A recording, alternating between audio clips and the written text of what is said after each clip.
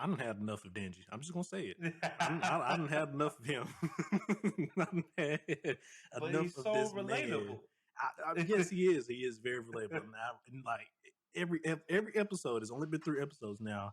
I'm really just starting to see why people are just loving him more and more. I'm like, yes, he's basically one of us as a shonen MC. It's like that's basically what Denji is.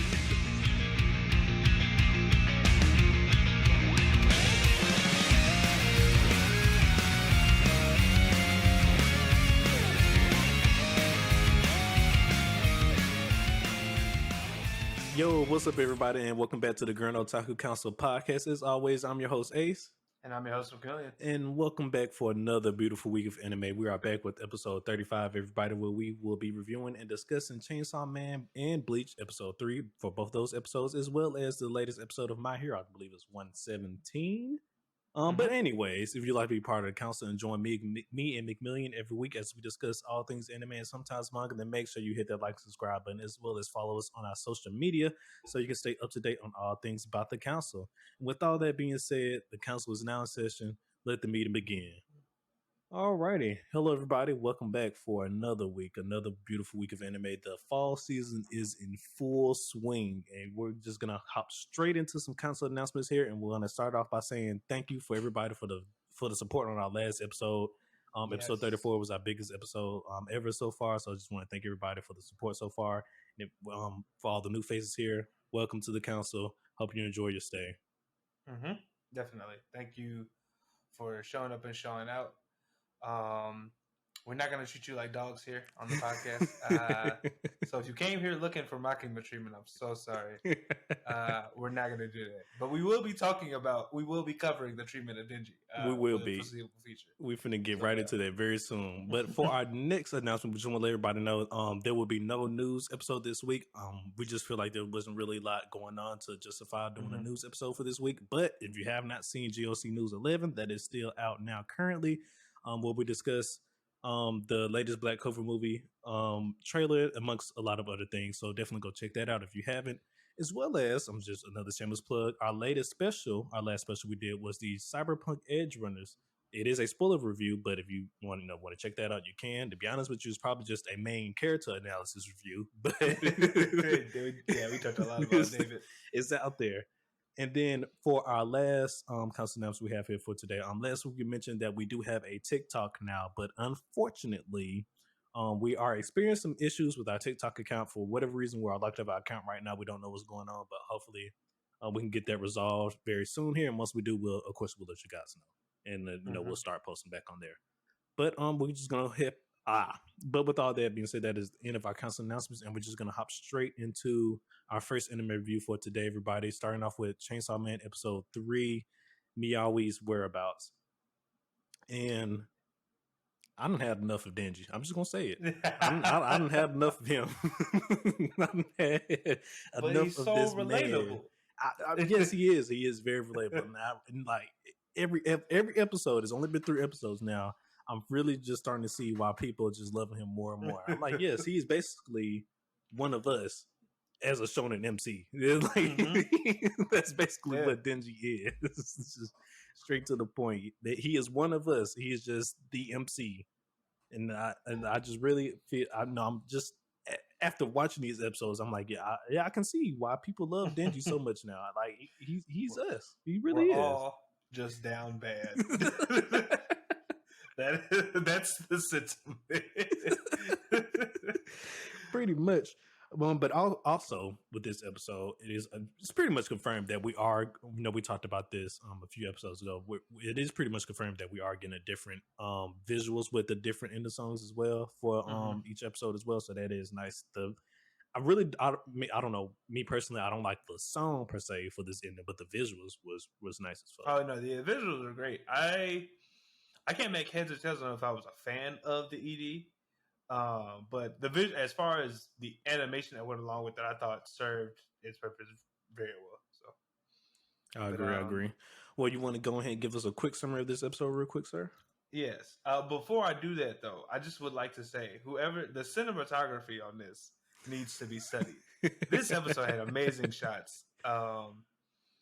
Yeah, other animes take notes, but to break into the episode, we basically start where we left off with Power taking out the Sea Cucumber Devil, but she got scolded because of the way she went about doing it. Which led basically Makima telling Denji, "You better get her under control, or we're gonna have problems." And then they had a whole "whose fault was it really" thing, and Makima basically put Power in her place. To where we start to learn. Well, we then follow to as they continue their reconnaissance, looking for devils. But we get to learn some background about Power, and how she used to have a pet, and that a different devil took that cat, that pet, that this cat named Meowy, away from her, and that this leads to Denji and her striking up a deal, the most down bad deal that might have ever been featured in anime. But basically, Denji agrees to Power's thing of saving Meowy as long as he gets to touch her chest.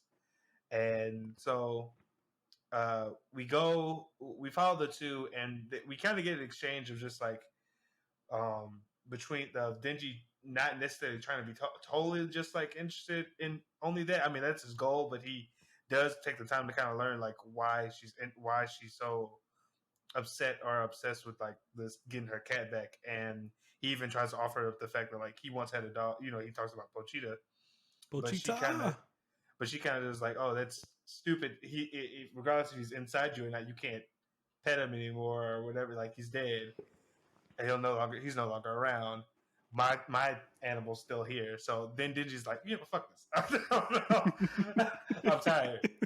So after that, we basically get to where Power where she claims she used to live, and we meet the Bat Devil that apparently was the actual person that Power was in contract with. And she tried to feed Denji to the Bat Devil, but he was like, "Oh, this guy is disgusting," and instead decides to eat her cat and then Power herself. But as I said, Denji made a deal and he want his payment, so he decides to fight this this Bat Devil, and fight the bat he does in a very epic fashion. We don't get to see necessarily the end of the fight, but you can probably guess. No, but we saw the end. Win. We saw the end. We? Okay, I thought he wasn't. He won. I didn't think he was dead at the. Shit, if he ain't dead, I don't know what to tell you. I couldn't remember if they actually showed the Bat Devil dying before the ending song played. I mean, he basically cut his guts completely open. If that ain't dead to me, then I don't know what it is. But hey, I was just saying, like, they didn't show like the full resolution. Yeah, like of it, I guess I should say. It just no, I feel you. Yeah, but that was basically the episode. Well, before we even go further with the episode, talking about the episode, I do want to say I really hope that Chainsaw Man as a whole gets the anime community to stop thinking badly about CGI, because Mappa is doing an amazing job with the CG and handling the CGI for this anime. Like, it just looks amazing. If it was, there's nothing else to say about it, honestly. Was there a lot of CGI this episode? Not necessarily a lot. Of course, Chainsaw Man himself, when he transforms, is CGI. But I mean, even if that was, because I didn't even it was so good, I didn't even notice it. Like, I hope anime fans look at this and be like, dang, CGI can actually be really well done.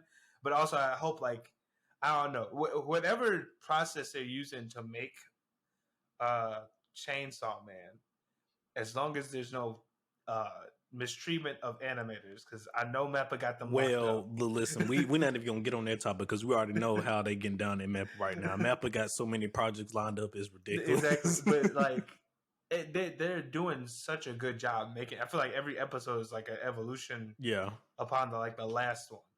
So I just hope other series are noticing, and whatever, I guess, special sauce they got over there at Mappa, I hope they teaching. I agree as well. Like you said, I do hope those animators are being treated very well over there, because ever since Mappa's popularity exploded, everything they touched so far after that just been straight gold. So I mean, prime example lately, the new trailer for Vinland Saga season 2 came out, and that shit looks crisp. Yes. Like,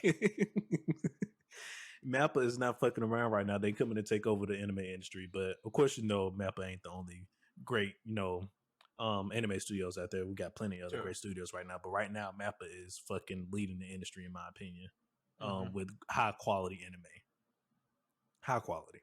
But, anyways, to get back to the episode though, what was I finna say?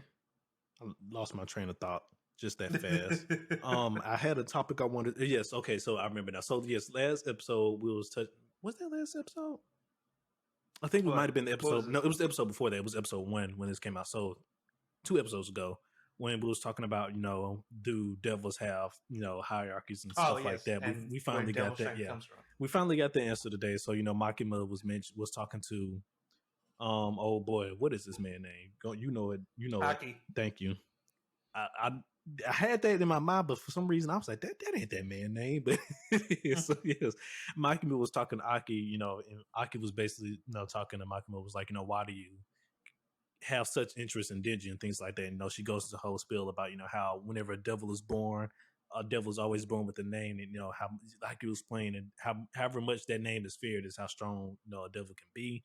And I was like, okay, so we finally got the explanation today, so that was nice. And I guess, what really piques our interest is the fact that, he's, a chainsaw devil. So technically, in one hand, chainsaws technically aren't feared, but at the same time, you can say they are feared because, you can use them. We got all these, serial killer movies where people using chainsaws and stuff like that. And then even just in dangerous work environments and stuff like that, people getting, hear stories about people cutting themselves up with chainsaws, stuff like that all the time. So theoretically, Denji has, high potential theoretically. So, that's why she's very interested, Yeah. I even, you can even like state that like something like a devil man like Denji could even like increase like the fear of chainsaws. Correct. Because especially like after this episode, because like, goddamn, a giant bat and a chainsaw person fighting in the middle of downtown. Correct. Like, so yeah, because like she also mentioned, like you said, however much that name is feared. So just like you said, for instance, if Chainsaw Man himself starts to become feared, in society, then I think, by her explanation that he will become stronger in that instance. So yeah, but yeah, there's definitely that. I'm really waiting on to see what the fuck Makima can do. Show me what you could do, Makima, because you at the beginning of the show, it looked like she struck fear into Power. I don't know what she did to Power, but Power was scared of her at the very beginning of this episode.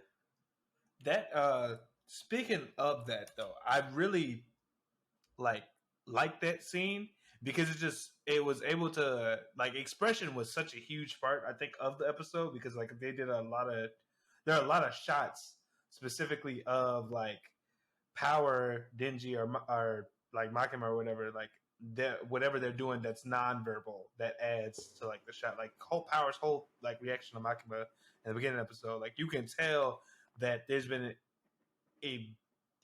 has been an exchange between them that hasn't been on screen, that has obviously set up Power being afraid of Makima in some way. Correct, yeah. Some shape or form. So, like you said, you could just, when Makima is talking to her, you can just see the fear in Power's eyes, and certain instances, like, yeah, I don't know what you did to that girl, but you did something to her.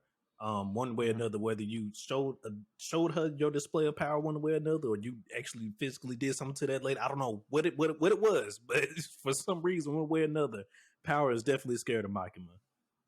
Whether it be for the fact that she just know Makima has her fate in her hands, or like I said, Makima done did something to that girl. I don't know, but you can see it. You can visually see it, and so I really want to know what the hell she can do. Because more and more I think about it, these are humans out here fighting, these supernatural devils and shit every day. Y'all have to have some way of combating these motherfuckers. So this isn't really a spoiler because I feel like they showed it a bit in the trailer, but like there is a way for humans to fight devils besides just like being a really good fighter. But I won't spoil it because I believe they get into that stuff. Okay. Next episode. Okay. But like, it's basically a devil contract.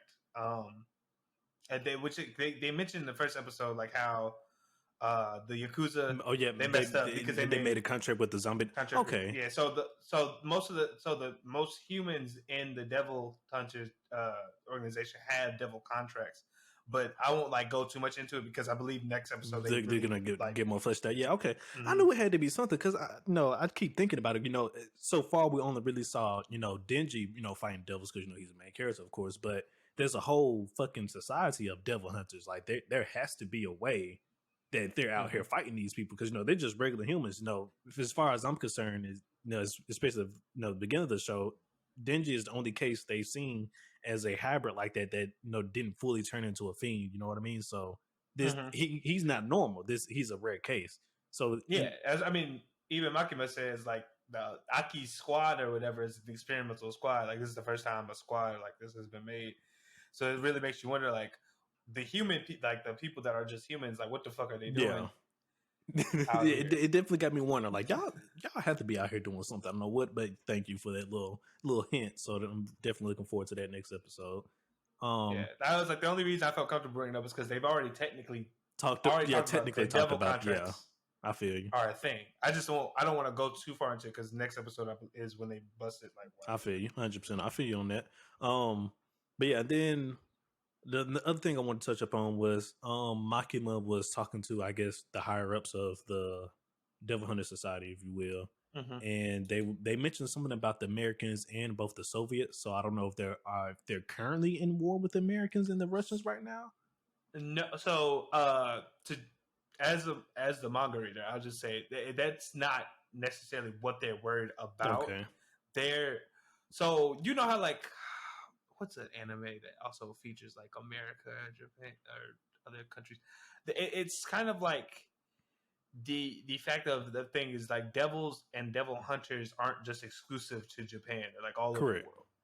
Like for instance, in My Hero, heroes aren't just exclusive to Japan. There's heroes in America as well. America and stuff like that. Yeah. So like the difference is though is that I think it's like Japan doesn't want to seem weaker in regards of like power and stuff like that in terms of like devil handling. Okay, I guess that makes sense because he also mentioned that there's been reports of people using devils as military power as well. So I guess in that instance that makes sense, and that's probably why they're actually experimenting with this quote unquote experimental squad, full of fiends and people like Denji and things of that nature. So that makes sense.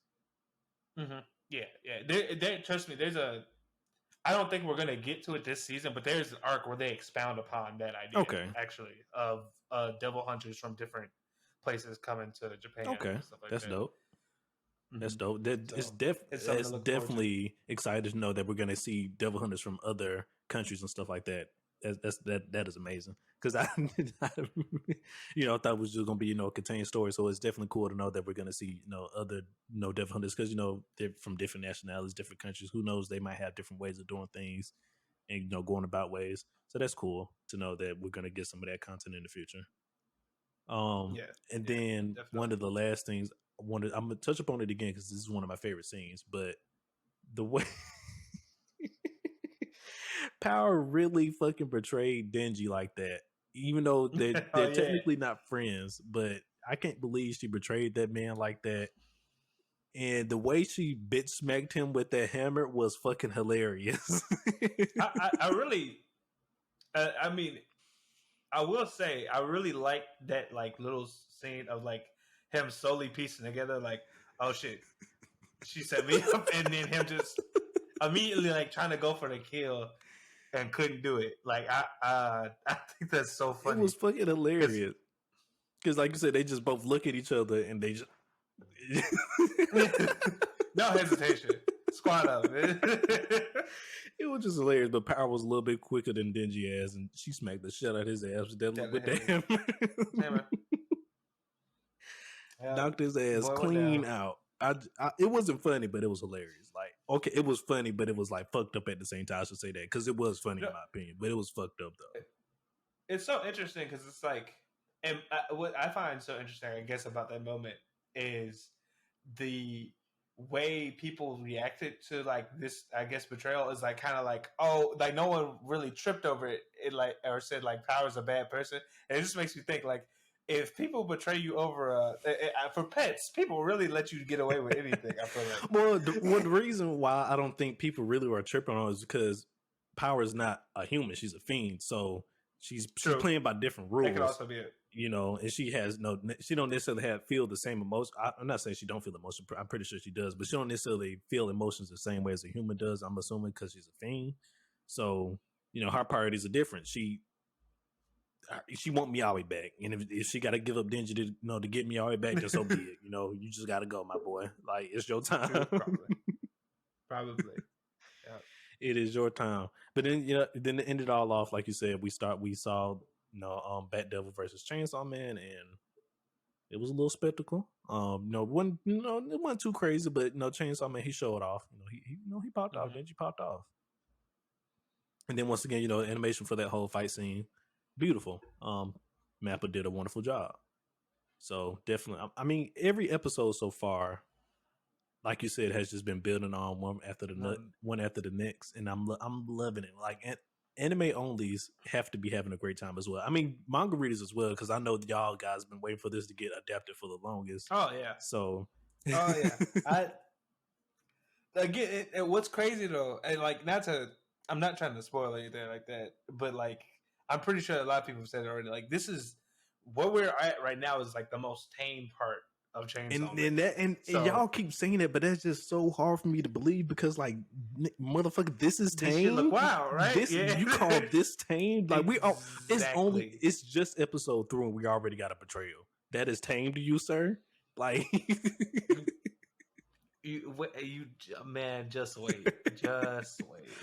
Oh man, but yes, episode 3 was wild. Definitely waiting for every Tuesday. I'm just waiting for this shit to go live, and as soon as it does, I'm clicking play. But we can go. If you don't have anything else to talk about, we can hop into favorite scenes for this episode. The only other thing I'll say, because I do, this is technically a part of my favorite scene, but it's such a long part of the episode. I want to say, okay, the breakdown or like the parallelism or foil of like Power's time as a uncivilized person, I guess, or something like that. With like that, I really liked how they brought attention to that, and you could even, if you just think about it for a moment, you can even like somewhat draw parallels to like her and Denji's thing, where like she had nothing, but she was totally content with the life she was living, out killing animals and random humans, and then spending the time with her cat, and how Denji resented, I guess, like the life that he had. I mean, granted, he should have. It was completely shitty. Yeah. But like one thing he said to himself, like when he died and like came back, is that like maybe I didn't actually have it so bad. I had Pochita. Yeah. Like the whole time. So it's kind of like you can draw the parallels between the two characters. Correct. In a way. And then, I mean, ultimately, that was at the end of the day. That's also what what led Denji to go in and try and save Power. Well, one, because he's a devil hunter now, so it is his job to hunt devils. But two, he did take Power, even though she betrayed him. Like I said, in that little scene where they was both talking about their pets and stuff like that, you can see the connection that Denji actually kind of felt towards her at that point. He was like, oh, you might not be as bad as I thought. Power. We might can get along. But once again, at the end of the day, he was moving for the booba. So for the booba. He was moving for that. But we can go ahead and hop in straight into favorite scenes. And then once again, I already said it, but one of my favorite scenes definitely was when Power smacked the shit out of Denji with that hammer. It was just hilarious because, like you said, they just slowly walking up to the house. Because I was thinking the same thing Denji was. I was like, didn't Power say Denji was gonna have to go alone, but yet she's still slowly walking with him. Then like I'm putting the pieces together as Denji's putting the pieces together as well, and then it was just she smacked his ass, and I was just like, damn, Denji. It was fucking hilarious. There's not much more I can add to that, but it is also one of my favorite scenes for like the exact same reason. Not like me piecing together because, like I said, I have read this. Yeah. But I do like the fact just watching Denji slowly figure out like this bitch set me up. It's hilarious. Like that whole thing. One of my favorite scenes is actually probably like is the one, well, not right after, but like close to it, when right after Meowy gets like swallowed by the Bat Devil, you see Power just kind of like give up, and then her last words to Denji was like, "Hey Denji, I finally understand what you meant with Pochita." And then she gets, I was like, that right there, it broke my heart. But the thing is, I want like that moment was, while being so small, had a lot of impact, and that is correct. And then I wanted to touch upon this, but I'm glad you brought that up. Do devils normally attack each other? Because we heard, in episode 1, the zombie devil's like, you're a devil like us. We know we shouldn't be fighting. So I just thought it was really odd that the bat devil, ate Power. So this is again one of those questions that is very dangerous. And like I promised at the beginning, I'm not well, if it's spoil dangerous, then don't worry about it. Then, because all I'll say is this: devils do fight. Okay, that is as far as I can get into that question without like giving some away that happens later. Okay, but they do. Devils will fight each other for reasons. All right, bet. Cool. Like you said, we don't do spoilers here unless we know. It's not the. What do I want to say? It's not like the most common thing though. Okay. Because devils themselves, even like if they're not that strong, have like a fear of other devils. Like yeah, I remember. Power mentioned that as well. Yeah. So it's not the most common thing, but it does happen. Okay. It will happen. Okay.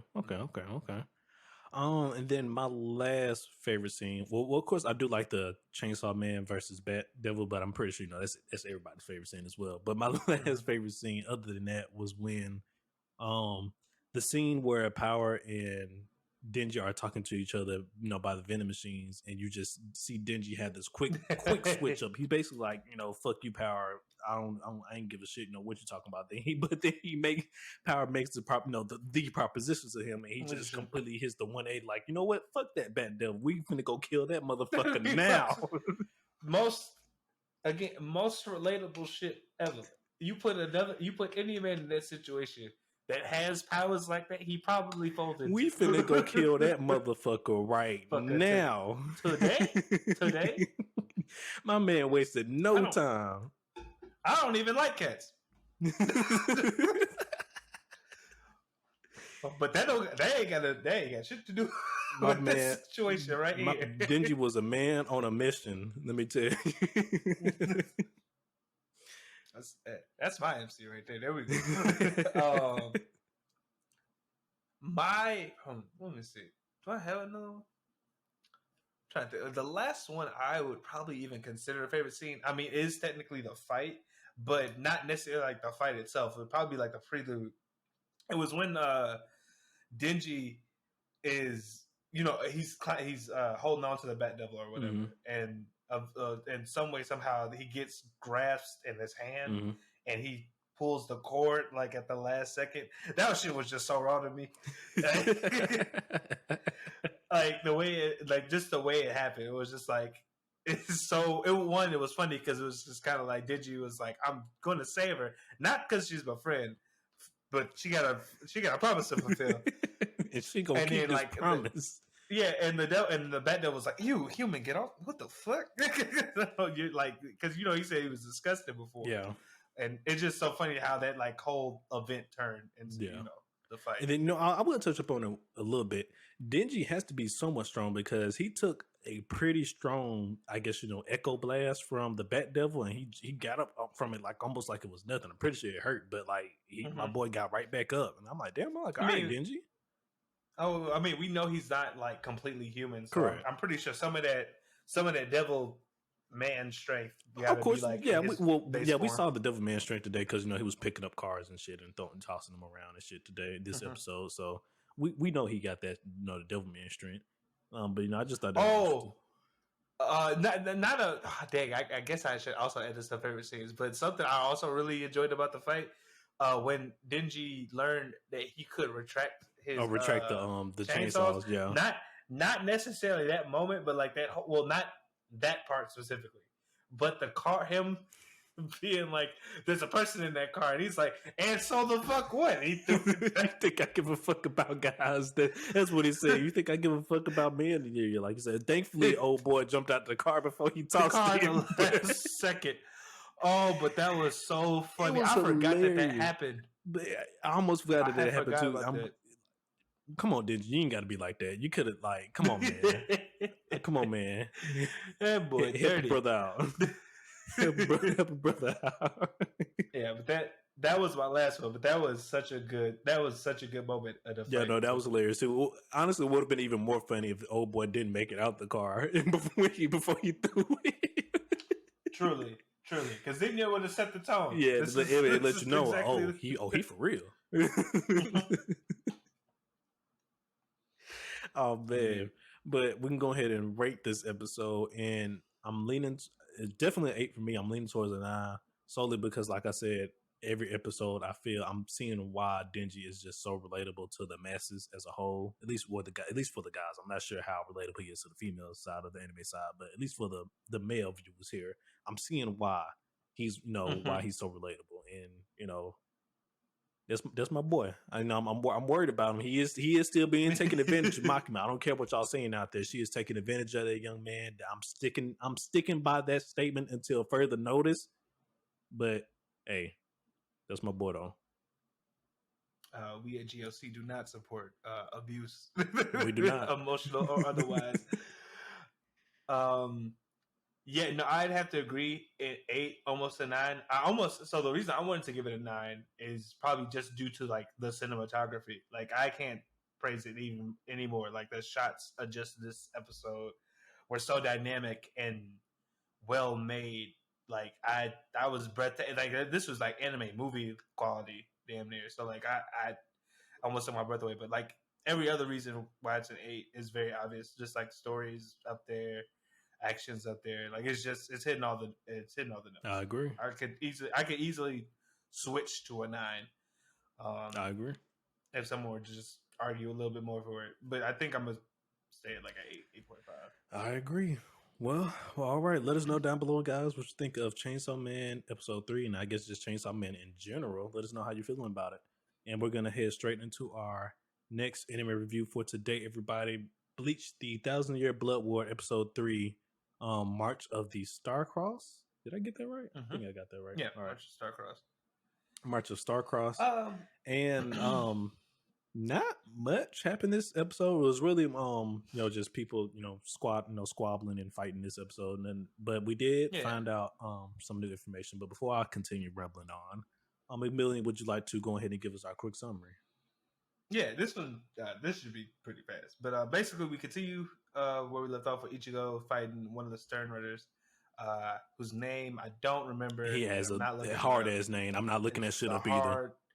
But you know who he fighting right now. You know him, you hate him. and then basically it kind of flashes between that and back into the Soul Society with them still talking about like who the attackers might be, and a whole bunch of like, where are we justified in this whole fight? Mm-hmm. What's going on exactly? Stuff like that. We even like flashed Uryu and his dad having a whole conversation like, you staying out of this. There's no reason to be looking into this. I mean, even though you a Quincy, like this ain't our fight. He doesn't. Yeah, it's weird because it's like he never really says this isn't our fight, but he's kind of just like, we staying out of this one.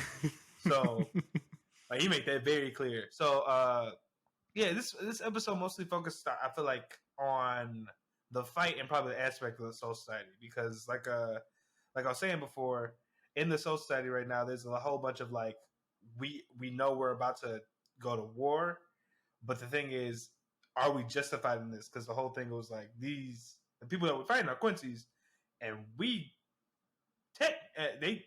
not wrong for clapping back. they ain't wrong to come up in here and do what they did, but also at the same time, it was like the thing is, this is war, and they had quote unquote a good reason because they had to maintain the balance of the Soul Society in the real world, or it would have collapsed due to how Soul Reapers and Quincy's relate. But I mean, I won't argue politics. I came to be entertained, and I'm getting that. So I get it.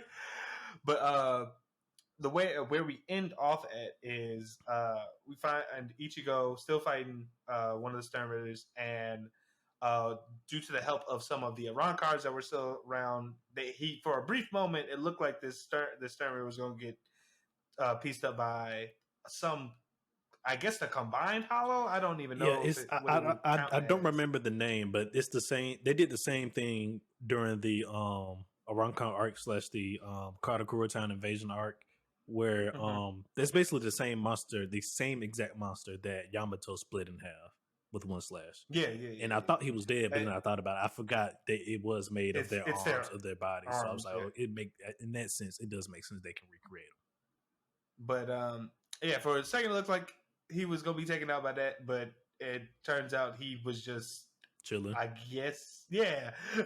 Such a weird way to go about it. But as he progresses in this form, the Starcross form, we see that he seems to have the ability to absorb Rishi. reishi. Yeah, okay. I was about to say I'm about to butcher this word, so thank you. Reishi, which is very interesting and very dangerous because, as we know, at most everything, if not most things, Are made of Rishi. in the reishi. Yeah. So that's going to be an issue. But we don't get to see the end of that fight. Instead, what we get to see is the fact that Them boys pulling up. they pull up and they almost like the where we left off, where we see like I don't know how many Stern Ridders we get to see, but it's a lot of them that show up in the society, and they show up in a beam of light, and wherever that light appeared, it seemed like they were taking out a decent amount of squad members, to very much the detriment, I guess, of the Soul Society. So next episode seems like it's going to be a pop off episode. Correct. No, in terms of fights. Thank you, McMillian, for that quick summary. I do want to go ahead and give us another PSA out right now for all the anime onlys out there of Bleach. Be careful out there for spoilers because the manga readers are starting to hype up, about all the fights and stuff they want to see. So definitely, just watch out there. The manga readers are, they starting to manga read again. So That's right. just be once again. I said this PSA like a couple of weeks ago. I'm gonna say it again because I'm seeing the activity pick up with the spoilers. Be careful out there. That they starting to come out more now. So just be careful out there. But that being said, topping this anime review now. Shit done got real. Shit done got real. I think for me, the highlight of the episode, of course, is the invasion, but really just finding out the fact that Quincy's basically have a form equivalent to a Bankai, essentially. Like that blew my mind. Because this whole time I've been thinking like, how are these Quincy's really gonna keep up with the Soul Reapers? And come to find out, they have they got a whole new form out here waiting on y'all. So they with the shits. And then another thing that was interesting to find out, once again, don't know old boy name, but the guy who's Ichigo fighting right now in Wako Mundo, he mentioned him and Ichigo was talking about Uryu and stuff like that. And the Stern Ritter, he was mentioning how he basically laughed at Ichigo when he was saying that Uryu was weaker than him. He was like, Uryu weaker than me? Like, that doesn't make sense. That's a joke, right? So kind of hinting at that Uryu is, he's a beast potentially, because if he's saying he's stronger than him and this guy coming out with new forms and shit that we ain't even seen Uryu do yet, that's saying a lot. Well, I think that's if I just interject that's a good framing device or like foreshadowing that Uryu is going to play a major part in this arc, which I feel like anybody probably could piece together after we saw the fact that the enemies were Quincy's, but like the fact of this episode where him and his dad are having a conversation and it's like, hey, you not telling me everything. Yeah. What the fuck's going on? And he was like, don't worry about it. Yeah. Like, obviously there's more Uryu could be doing, especially after we see the Starcross form thing. And Ichigo even said like, oh, this is the thing Uryu did. That ain't like, what Uryu did. That is not what Uryu did. Like, so it's like, but I'm saying like all I'm saying is to relate it back to that though is just like, oh, was that like an incomplete form? Like, was what he did before? But all Uryu did was make a fat ass bow. That's what he did. He made a fat ass bow, and I think he maybe had like a crown or something, a half a crown or something on his. It's been so long since I've seen that moment, but he was fighting one of the captains. I can't remember the name, but the guy who's over the scientific department, whatever you call the squad. Mhm. He was fighting him, and when he did that little form, and then he might have pulled it out again during the Arankar arc. I think so. The one I was saying about was the Arankar arc, because I believe that is also the same time when he had the sword, but it was actually just like it was just a reishi blade in the capsule, blade, though. yeah. It wasn't. He wasn't actually admitting the reishi. He was using the device to do it. Yeah, but he was saying like, don't you? But basically, how he ended that fight, he was like, don't you know Quincy's at their best are archers, and he used it as he used the sword as an arrow. Yeah, that shit was fire. Yeah, that was the moment I was thinking of, because I believe he also used it then. But it's good to know. All right, well, it's interesting to know that there's stuff Uryu himself is now finding out about, like the Quincy's, and I guess been holding I'm out. how that'll all. He's been holding out. Playing. Uryu, if you could have did this the whole time, the story could have ended a lot sooner. Uryu, like I mean, if you was doing this the whole time, because honestly, when I found that out, I started thinking like Uryu really could have been like not Uryu, or yes, him and Ichigo. They could have been the duo. You know what I mean? Like they could have been the duo, them going in and handling shit whenever some pop off, but. For whatever reason, Kubo just still decided to just let Ichigo be the main guy. I mean, Uryu did have his moments, of course, but once again, like I said, he could have been that dude. You know what I mean? So, it's just interesting. But it'll be interesting to see, because I feel like that's where we're headed, though. It's like him being the dynamic, him being like the rival character that finally, show like the great duos of every anime. Yeah. You know what I'm saying? Yeah. So I feel like that's where it's headed. So it'll be interesting to watch Uryu's progression and all this. I agree. And then of course, them boys pulled the fuck up. Let me tell you. My God. And Yamamoto is smart, because he told them, he said, "Hey, the enemy said war in 5 days, but why would we believe them? They could easily lie about that. This is war. Why? Go get ready now. We're not finna." Like, what? The most interesting thing about that, though, is like, they acted immediately after they got a report that old boy had did the guy Ichigo was fighting did the Starcross form. The leader of them was like, "Oh shit, for real? Ichigo preoccupied with that? Oh, let's go. Say less. Let's go." I was like, so because we're not having all. I was like, so were they worried about Ichigo? I mean, for the most part, because he did. Oh, boy, once again, don't know his name. That Ichigo was fighting. He mentioned that he was a quote unquote special threat, so they was worried about him in some capacity. I'm pretty sure they've been keeping. But I'm saying, on, everything that's been going on. Oh yeah, I wouldn't doubt that they keeping eyes on the people that protect Karakura Town, just simply for how the history. But another thing I was wondering, could it also be in the fact of the regard they don't want Ichigo giving away their secret that ability to like reporting back and being like, "Hey, y'all be careful, they can do this," or that as well. Yeah, because the thing that could be like a huge. I mean, besides the fact that they just they showed up and murdered people, the fact that they can absorb reishi and everything in a society is made. I mean, well, they already know that though. They're Quincy's. They know what Quincy's can do. Well, I mean on that. On that big scale, yeah. Because like you said, when they are in that form, they get racial absorption on that scale we haven't seen before yet. So yeah, so I'm wondering if it also could have. I mean, it could have been like double two-sided. Like, one, Ichigo's out here, we good, and two, we need to make sure that they don't know fully what we can do. Yeah. Yet. So let's top over. Yeah. And then another interesting thing about this episode was so once again, the captain of the scientific squad, he was talking to Yamamoto, and he was talking about how all this was really happening because you couldn't kill the Quincy King 1,000 years ago. But then at the same breath, maybe like 2 minutes later, we see. Matter of fact, let me touch upon this. Why the fuck is there an Aizen lookalike that just popped up out of nowhere? That confused the shit out of me. I was so taken aback because I was like, I read the first chapters, I feel like of 1,000 Year Blood War, and I didn't remember that guy.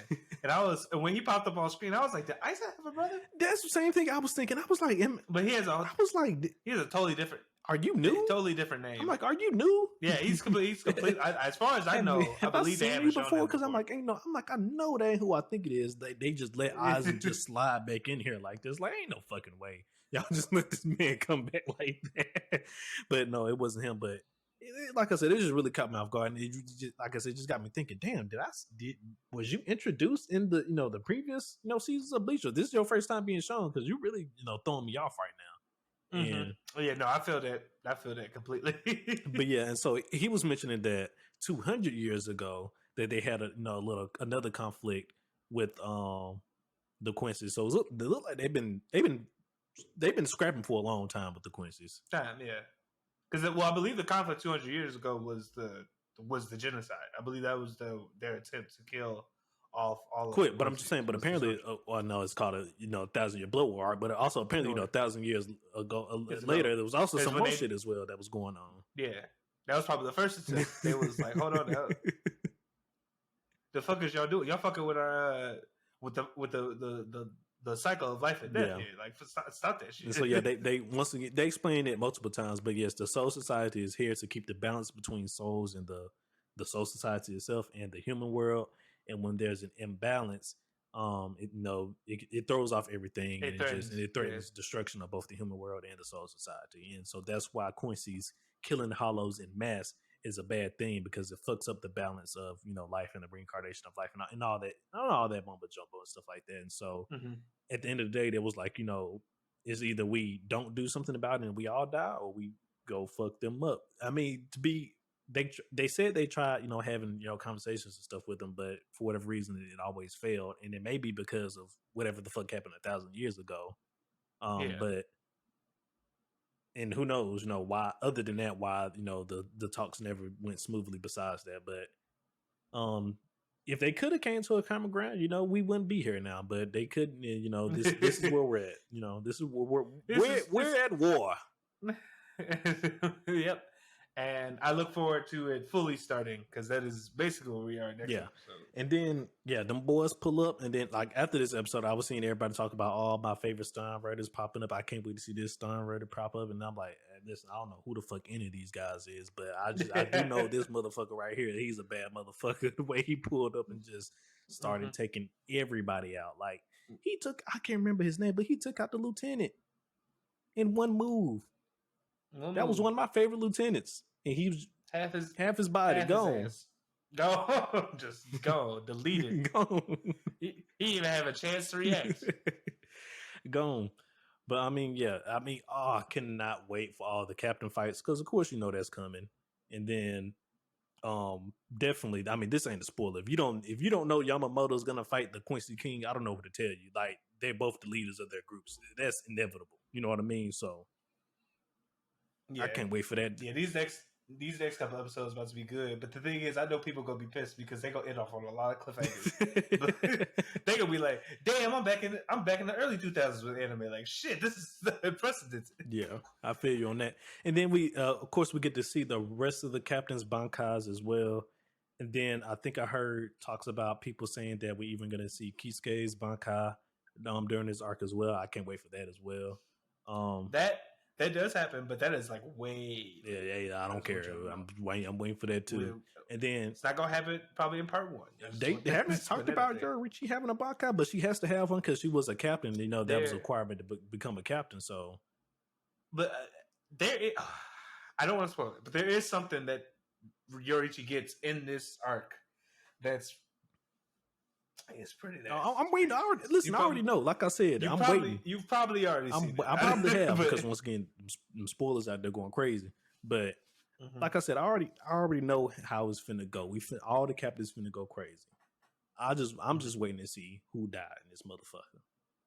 That's what I'm waiting on, because it ain't gonna end well for either side. I just say it is a war arc. This is not. There's a lot of that. So I'll just tell you that right now. Correct. I agree.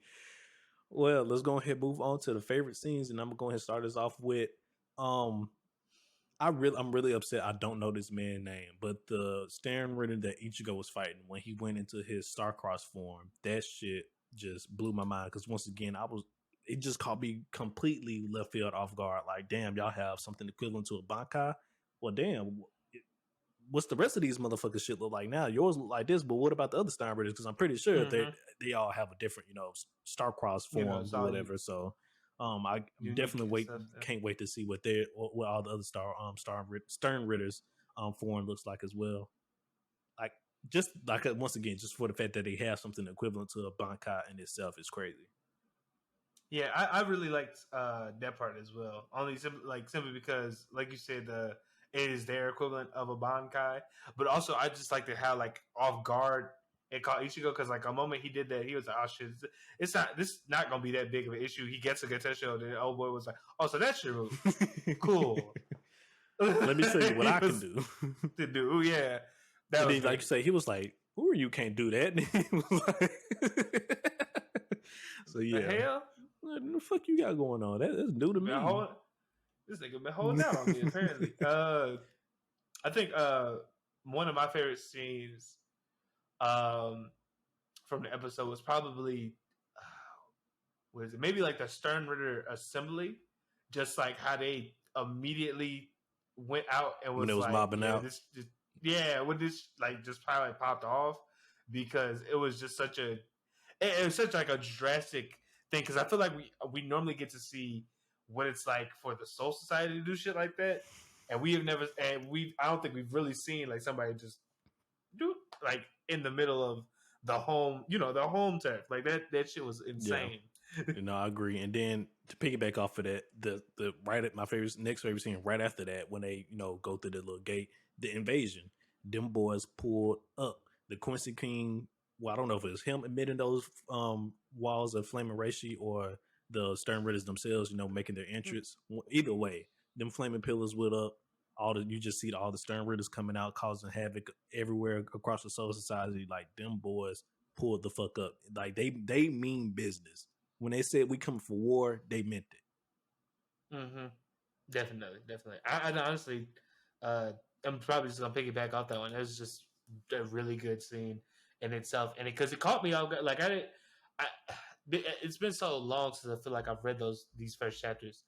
I did not remember how fast they murked people when they showed up. Like that shit was unprecedented and disrespectful as hell. And I was like, oh, that's right. This is the disrespectful part because it's about to get dirty. You already know. In these Soul Society streets, it's about to get dirty. You already know. You got any other favorite scenes, big dog? No, I think, like I said, I don't think that's about it. Like, I don't know how you got to end on that one. All right. Well, with that being said, we're going to rate this episode, and I'm just going to give it a smooth 8. It wasn't nothing too crazy, but once again, we had a lot of developments this episode. The Quincy's have an equivalent of a Bankai, them boys pulling the fuck up. And then, we learned some more stuff about in the foreshadowing as well with Uryu and all that's going on. So it was a decent episode all around. And then, of course, the animation quality is still keeping the same level. Oh, still crisp, yes. So, I didn't give this one an 8, but I gave it a 7, just like right below it.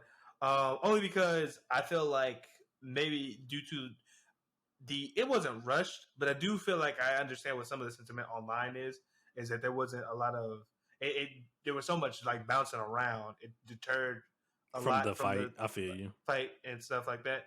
And that's not wrong. They're doing setup right now. Because the next couple of episodes, y'all already know what's going to go down. Like we here. So, but I don't think that's. But like I said, it's still a good episode. Just as Ace pointed out, animation is still great. Everything looking good, and we are at the beginning, the pull up. So only time will tell how crazy this shit gets. Correct. Well, all right, everybody. Let us know down below in the comments what you think of Bleach episode 3. Well, Bleach Styles Your Blood War episode 3. Let us know how you feel about it. Like it, love it, hate it. Let us know. And before we move on to our last anime review of the day, we're not going to do a full-blown discussion. I just want to point out here, one, Reincarnated as a Sword and Eminence and Shadow. If you haven't seen it, get on it right now. Both of those shows are amazing. They're 2 isekais right now, actually, which is ironic, but 2 isekais, they're good shows. Definitely pick them up.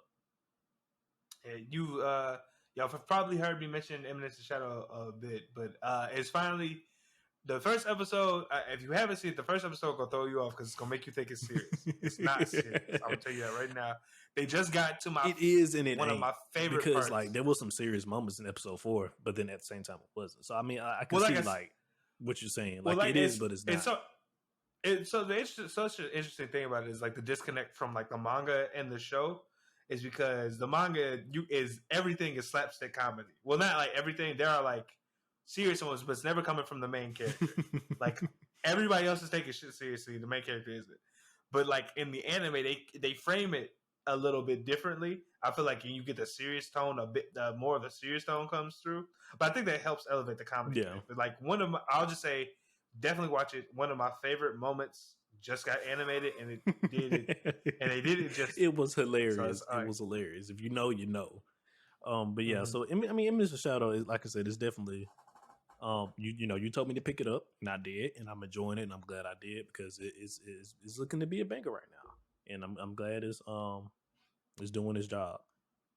If y'all can find some time away from the other stacked shows, yeah, please check it out. I think the funniest thing about Mr. Shadow is how he's basically, you know, he got his group going on, his secret society, but he basically think the evil group that he made up is fake, but in actuality, it's real. It's the funniest. That is one of the funniest things about because he threw that he literally pulled that shit out of his ass and 100%, and it turned out all to be true. And I was like, this when Alice, when I tell you, Ace, when I tell you, when I was reading and that shit happened, I was like, this is why has no author done this before? This is the greatest. This is one of the greatest things ever. But yeah, once again, also before we move on to our last anime review, we're gonna give out this week's weekly anime recommendation. Take it away, McMillian. Oh yes, technically, I guess we just did 3, but no. 2. But our recommendation of this week is going to be To Your Eternity. It just came back at the time of this recording yesterday, but by the time we release it, it'll probably be like earlier this week. But regardless, great show, really good story, good animation. It's not the most action packed thing, but I will say it tells a great story. It has very good action moments, but what you're really there for is like the journey of the main character. And I will say, the person who made this was doing so to pull at your heartstrings. So had a tissue box ready. That's all I'm gonna say. But definitely check it out. Season 2's first episode I thought was really well done. If you haven't seen season 2, don't sweat. Season 1, I believe, is only 13 episodes. So some you can digest real quick, but it's really good. Like you can binge it. I just warned against that because you only have so many tears in your body. And yeah. Well, all right. Once again, this week's weekly anime recommendation / manga recommendation. To Your Eternity season 2 is starting to air this fall season. So, like McMillian said, if you haven't seen season 2, season 2, don't sweat it because it's just airing. And season 1 is out, so you got plenty of time to catch up. And with all that being said, we're gonna head into our last anime review for today, everybody. We're gonna be talking about My Hero episode 117. Thank you, sir. Inheritance. And I got a lot to say, but before I start going on my rant, please, sir, just give us this quick recap. So do I. There's not much, I feel like, in terms of content to be said, because this was also straight hands. We are in 2 war arcs right now. 2 war arcs. And a lot of it is hands. So, but basically, where we left off was we get the aftermath of the invasion of the heroes. They were able to basically, get in quickly. One group get in quickly, disrupt the base, get out, but we still are worried about Hawks because him and Dabi are at it, and we leave them at a point in this episode where we don't know what Hawks' status is, but Dabi reveals the secrets to Hawks on how the fuck he knows so much about him and other stuff, and they do the whole classic mouth moves. Surprise, but we don't get the audio. So from there we rejoin the world's greatest hero, even though she's number 5, Mirko, and we get to see how she's still dealing with the Nomu. Unfortunately, I believe there are 3 still giving her trouble, but regardless, Endeavor and her are able to and some other heroes, pull up, and they're able to basically break Shigaraki's tube, and quote unquote capture the doctor. Like he's not fully in custody, but they have him. They got him. They got him, and they're still dealing with the Nomu. But they're able to get the doctor, break Shigaraki's tube, and it seems like, for the most part, Shigaraki is dead until the end, like the last minute of the episode, because of electric shock. Then he popped back, and that is and that's where we end. Next episode gonna be some shit. Next, boy, when I tell you I screamed at this computer screen. I mean, of course, when I saw him. I mean, I'm an anime only, but of course, at some point I knew this man was gonna come out. We're not gonna have a war arc, and the main villain was just gonna stay out the war arc altogether. No, that's not gonna happen. Of course, he's gonna come back eventually. I was just surprised it was so fucking fast. Well, so here's the thing is though, we don't know. I am waiting to see what the fuck happens when next episode, because my thing is like, what can you do now? Because that tube said 57. I believe. No, it wasn't 50. He was around the 70. He was around the 70s. It was he was 70? in the 70 percentile. Yeah. Maybe I flipped it. Maybe it's 75 because I remember 57. So I wasn't going to touch upon this, but since we popped this up, since we brought it up now, we're going to touch upon this now. With that being said, it's assuming because one, the doctor big reveal. Caught me off guard as well. Like I said, because I've been spoiled on some stuff, but this I wasn't spoiled on. This motherfucker gave All For One to Shigaraki. That is what what he was doing. It was, it's fair. It wasn't confirmed until now that happened. I always assumed that was the thing that happened. I just didn't know how it happened because they until they defeated Gigantomachia. Well, no, not Gigantomachia. Until they defeated the. It's the same thing. Until they defeated the army, the Liberation Army. He wasn't working with he didn't go off to do the whole experiment with the doctor. Correct.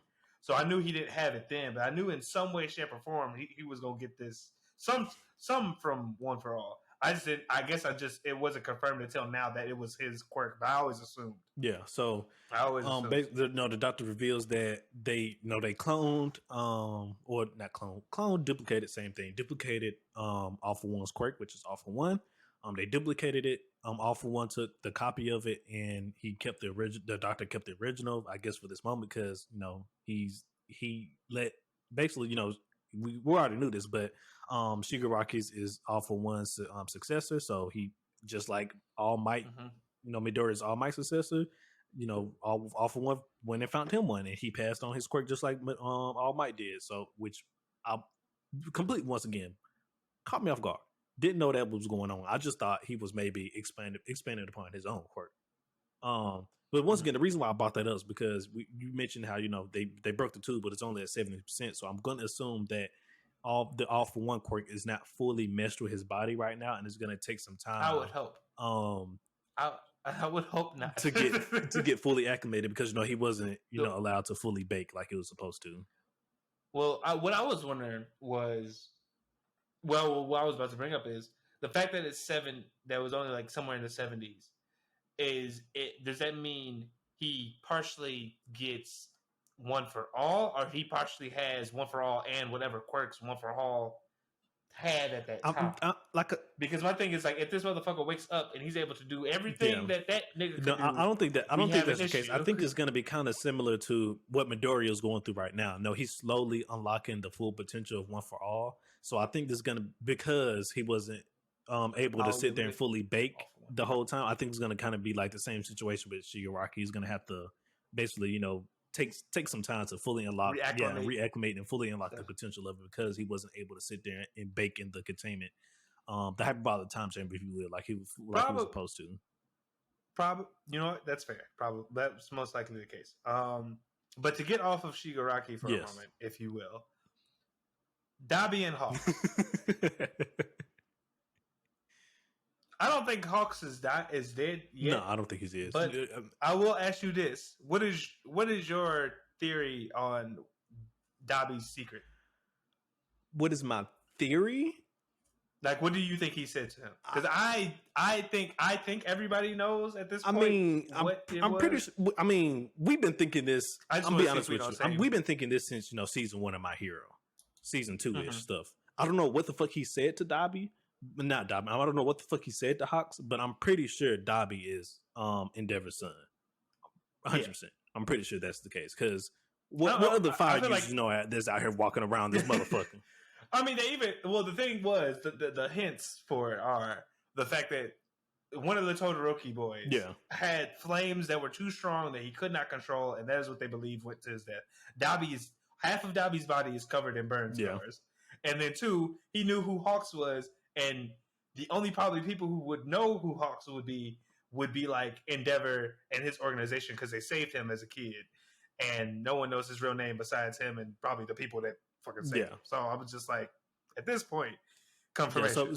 But I just wanted to, maybe he told him like his real name, because I'm pretty sure Dobby's not his real name. I'm pretty sure he just picked that up when he became a villain, stuff like that. But at this point, like you said, between all the hints we got from last season, even in prior seasons, that's that man's son.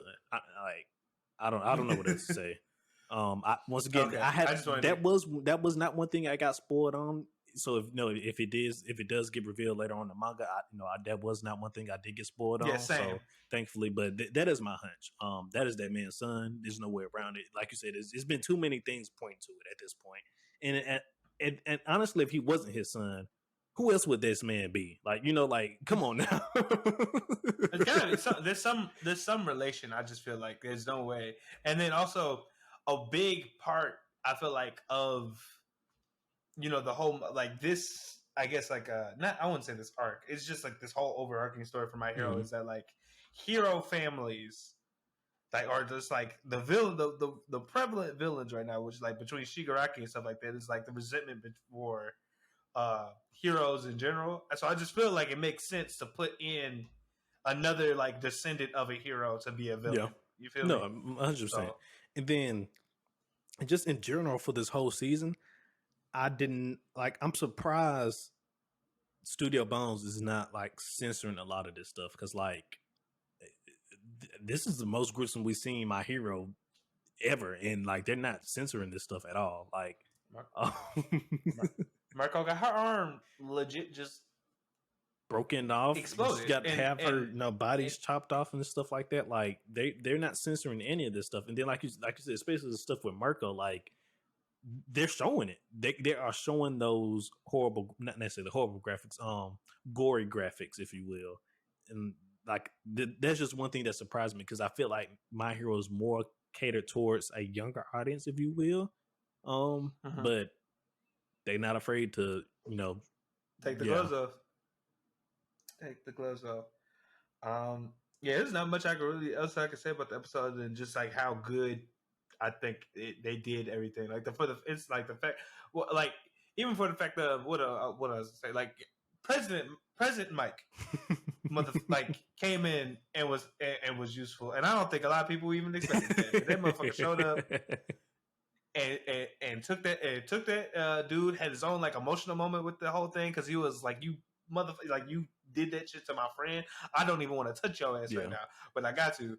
Like that was such a good scene. It was. You can get off my boy President Mike like that though, but I'm just saying. I don't think. I just feel like if you told me that they would go keep these people besides like a racer head in this goddamn operation, I would not have expected President Mike. That's all I'm saying. That's all I'm saying.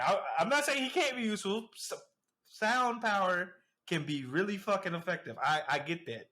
I'm just saying, like the way he's acted for the last couple of seasons, besides that one episode with him and Eraser, I just wouldn't have expected. No, I feel you because he was more the I guess the happy emotional type character for the show. Like every time you saw him, he always had the high positive energy and stuff like that. Like I said, the comedic moments as well. So I feel you where you're coming from. That you don't really. This is our first time really seeing him express his hate and the darker side that we're seeing from him. So I know I get where you're coming from. But my boy said, I guess sound can be useful. Oh man! No, I think sound is a really powerful ability. I just said like the way they've used him up till now. I just found it I just thought that was like really cool. Yeah. To see him, have this like serious. Yeah, moment. But I mean, no, like My Hero season 6 is basically what I've been waiting for My Hero to be for a long time, because really my issue with My Hero was, we'll go into a serious situation, back to school. Oh, some other shit popping off now. Oh, but back to school. Like, what are we doing? Like, I know this is them about, My Hero and Academia and stuff like that, but I don't know, man. School is in the title. I feel you, but it's just like, damn, man, I don't know. For me, I guess that was the issue for me, for as far as like My Hero was. It was just more of like, I think they would find a rhythm and then break it. Yeah. And I think that's basically what you're saying. Like, but it's like it's focusing on the school part. Like, I felt like, for me, it's just like, I think the way they went about doing like the back to school parts, there was like no sense of lull into like, it was like basically, damn, we saved Bakugo. All right, got class Monday morning. Class Monday morning, and this is the school project is due. Like, what the nigga? What? we just fought. We just got done fighting for our lives. But hey, get ready for the school festival though. You still gotta. We're not gonna. Yeah, we're not gonna slide into it, I guess is what I'm saying. But like, I feel like I feel like it's weird because I don't like how they did last season, because I feel like My Villain Academia should have been how it was in the manga, where it was like up front. But I kind of see what they did in a way. No, but to be honest with you, I'm glad they ended it with My Villain Academia, because if they did not, let's be honest, the season would have ended not as great. Like, so yeah, no, I mean, I like I said, I kind of get why they did it. It helped with the problem that we had, where basically they would go from something serious and then slide that not even slide into something like peaceful. It's just like peace. Yeah. So like you said, like, season 5 we ended on some serious stuff, and then season 6 we started back with the serious stuff. So like, so maybe it helped. I don't know, but regardless, season 6 is right now is popping up. It's popping up. We already got one body confirmed. Already. And there's probably about to be 2 more in this next episode. Yeah. I'm pretty sure that guy that hero, I don't remember his name, but the hero that's standing next to Shigaraki right now, he's probably not gonna make it. Him, I mentioned earlier in this episode that I was yelling at my computer, and that's why. Because the moment that dude was like, that generator's still on, I was like, if you don't destroy that shit right now, nigga. Listen, as soon as I see Shigaraki open his eyes, I'm popping that man in his forehead. What you talking about? I'm just talking about the generator part, because they were like, "Oh, we destroyed the machinery," and I was like, "You didn't," and I know exactly what's about to fucking happen. Of course, you already know my man gonna wake up. But like I said, I would have decked that man straight in his shit as soon as I see his eyes open. Not today, sir. Mercury already told us that you ain't the same no more. We not dealing with that. We not dealing with that. But yeah, man. Like I said, season 6, amazing job. Like, it's just, as far as the story, the content right now for season 6, amazing job.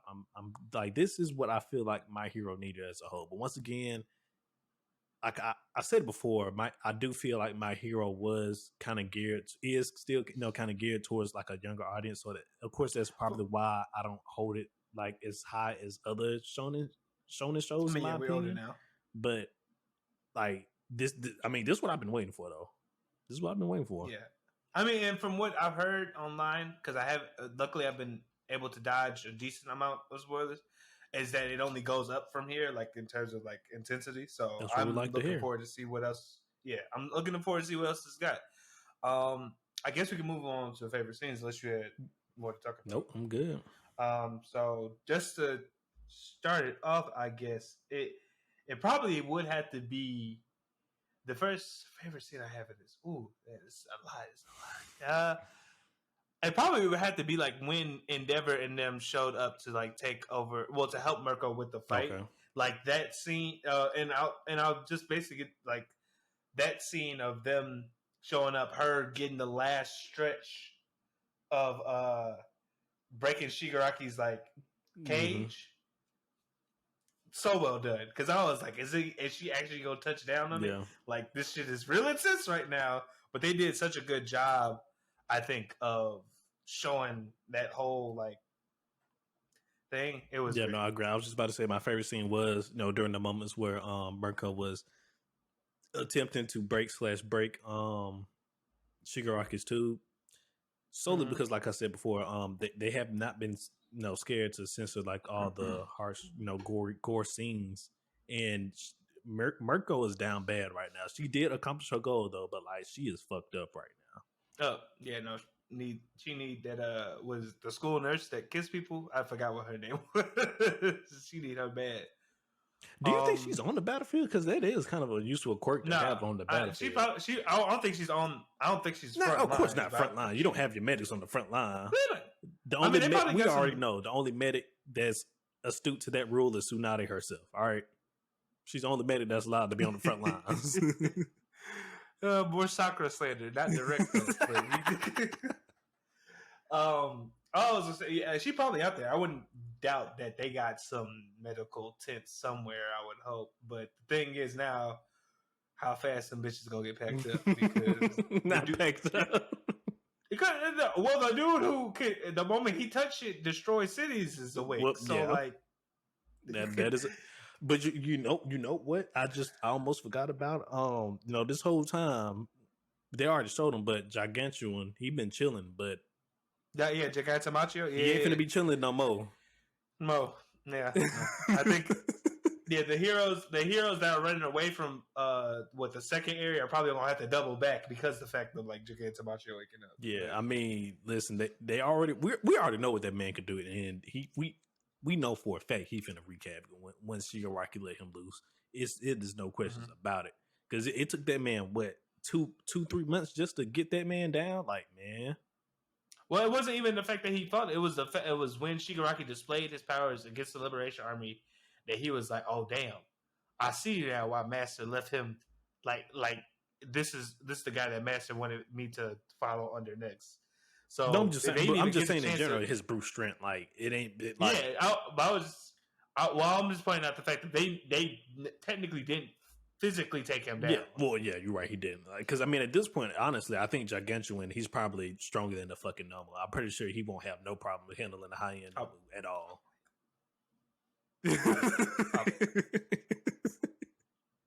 Probably not. So it's just like I'm just really having a hard time thinking like how they finna stop this man, because he is going to be a problem. If you thought Twice was going to be a problem, which he was, and he did get taken care of, but now we got problem number 2, which is honestly problem number. The only reason he wasn't problem number 1 was because Shigaraki was still asleep, and that Shigaraki awake.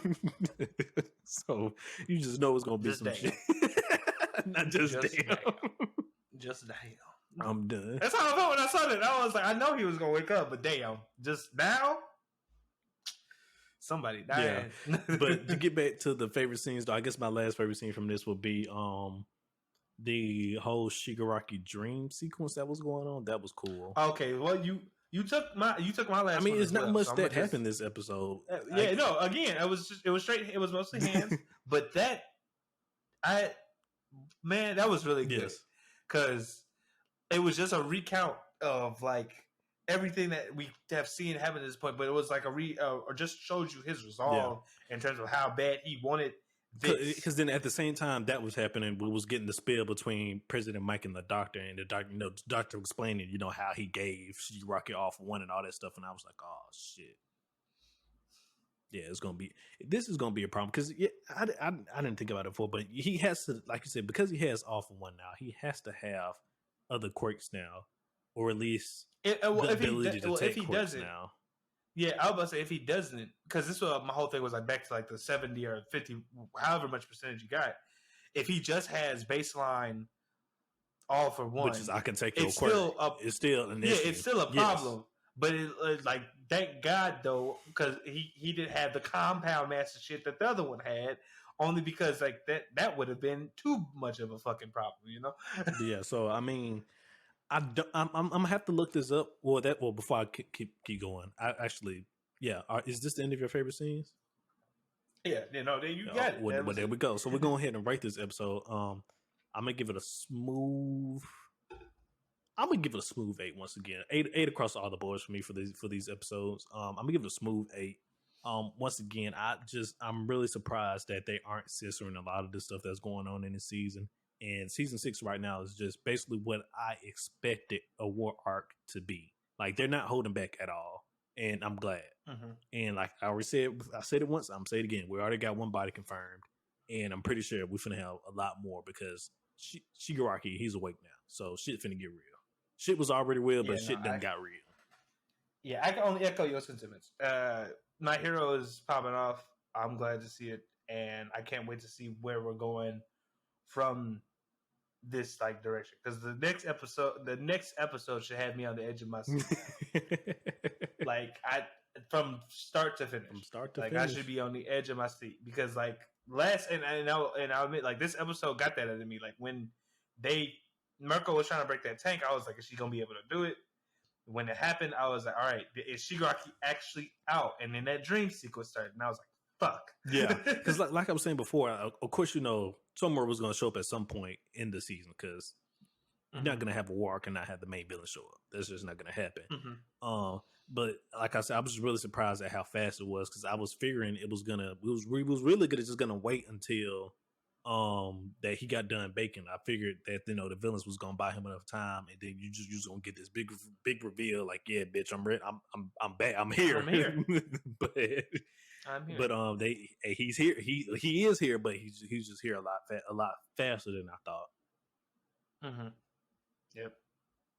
And I just cannot wait to see, what's going on from here. I guess in terms of, I guess, hype level for me, Chainsaw. It probably like around.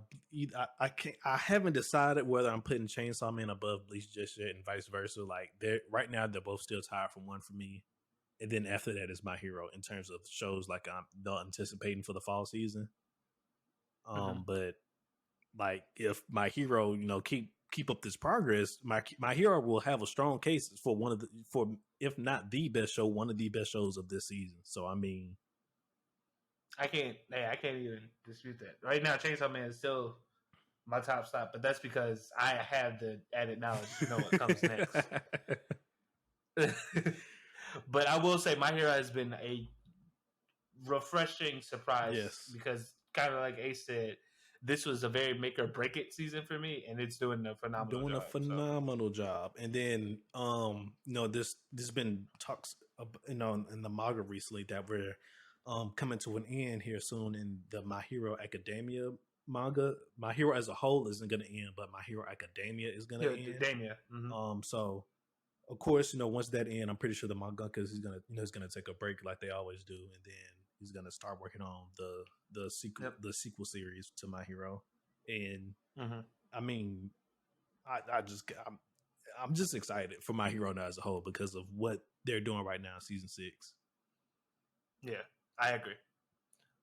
With all that being said, do you have any more? No, I'm done. Go ahead, take us out of here, sir. All right, I'm gonna take us out. All right, guys. As always, appreciate you for watching. If just to echo the sentiment again, thank you for all the views on the last episode. Thank you, and hopefully, future proofing here. Thank you for the views on this one, and amusing more. For my audio only listeners, I appreciate you guys as well for listening. Pretty sure hopefully the way we've been tracking metrics on our audio things has been a little weird, but I'm pretty sure we also got a lot from that. But thank you as well. But as always, if you want to stay up to date on all things about the council, please go ahead and check out our social media. That's Gurren Otaku's on Twitter and Gurren Otaku Council on Facebook and Instagram. If you want to help support the channel, please do leave a like, subscribe, comment. Let us know what you're thinking of these episodes and this season as a whole. For the audio listeners, you know what to do. Follow the channels, review us, helps get the podcast out there. With all that being said, guys, stay on the edge of your seat because these animes, they're showing out right now. Showing the fuck off. The fall season is in full swing right now, boy. Like it is a good show coming on basically every day this season. Like you need to tap in. If you, I'm sorry to cut into your outro, but if you were a shonen only anime fan, this is the perfect season to spread your palette and watch some different Yes. shows. This is the perfect season. Yes. I can't echo that enough. But with all that being said, guys, appreciate you. This is GOC saying meeting adjourned.